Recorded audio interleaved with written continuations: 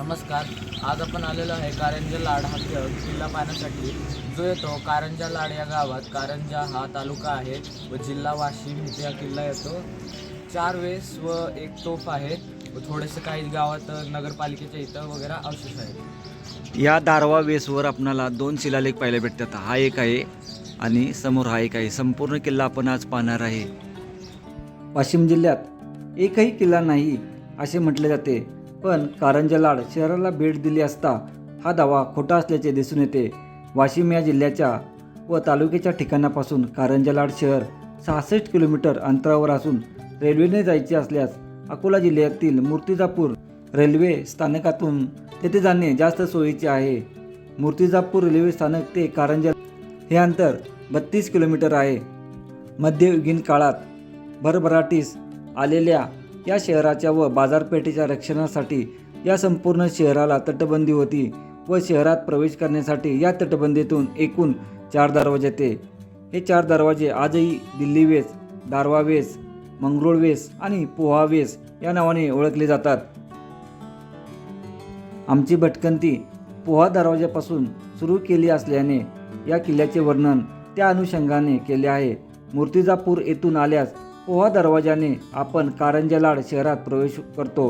हा दरवाजा पोहा गावाच्या दिशेने असल्याने त्या नावाने ओळखला जातो. 2 बुरुजात बांधलेल्या या दरवाजाची पुरातत्व खात्याने अलीकडे दुरुस्ती केली असून त्याचे मूळ स्वरूप प्राप्त करून दिले आहे. बुरुजाचा वरील भाग विटांनी बांधलेला असून त्यात बंदुकीचा मारा करण्यासाठी जंगे आहेत. दरवाजाच्या आत डावीकडील बुरुजात पहारेकऱ्यांसाठी खोली असून या खोलीत पाण्याची विहीर आहे. या दरवाजापासून काही अंतरावर कारंजा लाड येथील कान्हव परिवाराने 1876 मध्ये घडीव दगडात बांधलेले राम मंदिर आहे. या मंदिराचा सभामंडप कोरीव लाकडी खांबावर तोललेला असून मंदिराभोवती भिंत आहे. मंदिराच्या आत एक बंदिस्त विहीर आहे. मंदिराचे बाहेरील आवार प्रशस्त असून त्यात 2 लहान मंदिरे व एक विहीर आहे. किल्ला वगळता कारंजा लाड शहरात पाहण्यासारखी अजून एक वास्तू आहे, ती म्हणजे कान्हव परिवाराचा बंगला. इंग्रजांनी कान्हवांनी बांधलेला बंगला पाहून इथलेच कारागीर श्रीलंकेत नेले आणि तेथे या बंगल्याची प्रतिकृती उभी केली. श्रीलंकन व्हाईसरायचे निवासस्थान असलेले हे ठिकाण श्रीलंका स्वातंत्र्य झाल्यानंतर राष्ट्राध्यक्षांचे निवासस्थान झाले. कान्हव बंगला पाहून झाल्यावर पोहा दरवाजाने पुन्हा आत शिरून सरळ अर्धा किलोमीटर आल्यावर उजव्या बाजू मंगरुळ दरवाजा नजरेस पडतो. हा दरवाजा मंगरुळ पीर गावाच्या दिशेने असल्याने मंगरुळ वेस म्हणून ओळखला जातो. दरवाजाचे मूळ नाव त्यावरील शिलालेखात कोरलेले आहे. 2 षटकोनी बुरुजात असलेल्या या दरवाजाची पुरातन विभागाने डागडुगी केली आहे. बुरुजावर बंदुकीचा मारा करण्यासाठी जंग्या असून त्यावर सुंदर चर्या आहेत. दरवाजाच्या दर्शनी भागात कमानीवर नक्षीकाम केलेले असून कमानीच्या दोन्ही बाजूस एक मराठी व एक पर्शियन असे 2 शिलालेख कोरलेले आहेत. दरवाजा शेजारील एका बाजूची तटबंदी आजही काही प्रमाणात शिल्लक असून या तटबंदीवरून दरवाजाच्या वरील भागात जाण्यासाठी पायऱ्या आहेत. दरवाजा शेजारील दोन्ही बुरुजांवर तोफा ठेवण्यासाठी ओटे बांधलेले आहेत. मंगरुळ दरवाजाच्या बाहेरील बाजूस रस्त्यापलीकडे ऋषी तलाव आहे. या तलावालगत दुमजली बारवा आहे.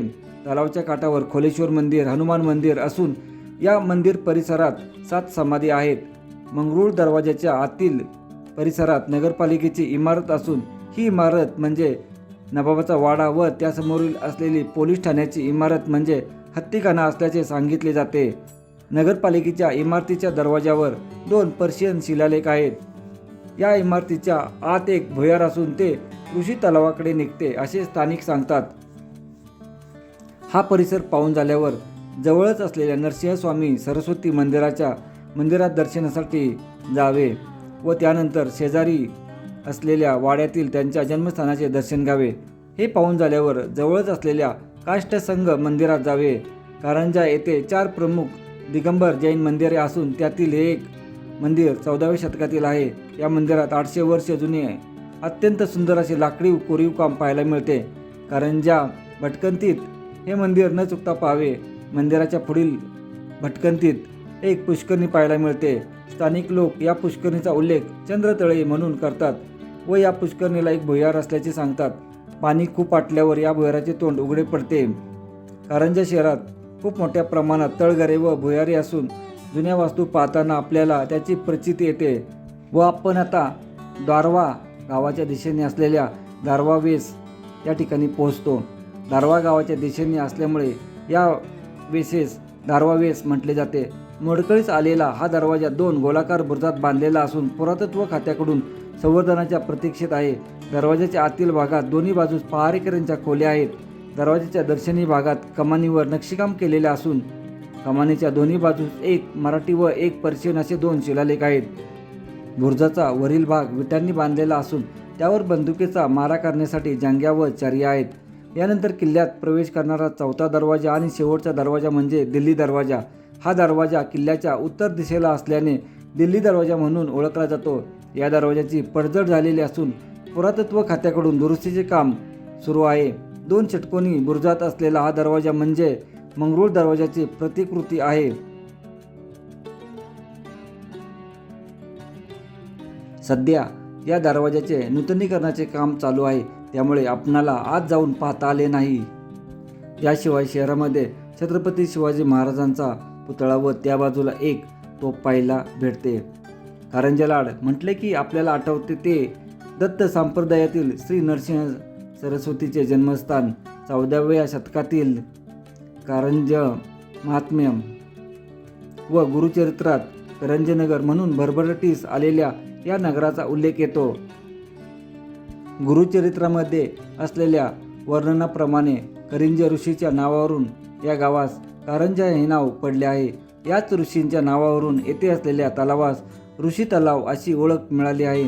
कारंजा गावात व्यापार व सावकारी करणारी लाड आडनावाची अनेक घराणे असल्याने कालांतराने हे शहर लाडांचे कारंजे म्हणून कारंजा लाड नावाने ओळखू जाऊ लागले. काही जुन्या कागदपत्रात या गावाचा उल्लेख बीबीचे कारंजा असाही येतो. याबाबत असे सांगितले जाते की अहमदनगरच्या बादशहाच्या मुलीला कारंजे गाव आंदण म्हणून दिले होते. वाकाटक राजवट ते देवगिरीचे यादव, इमादशाही, निजामशाही, मोगल, नागपूरकर भोसले, निजाम अशा अनेक राजवटी या नगरीने अनुभवल्या आहेत. 17व्या शतकात कारंजा हे मोठे व्यापारी केंद्र होते. श्रीमंत व्यापारी, सावकार व बाजारपेठेमुळे हे शहर गजबजलेले होते. निजामाच्या काळात नवाब सुभान याने कारंजा शहराभोवती तटबंदी व त्यात 4 दरवाजे उभारले होते.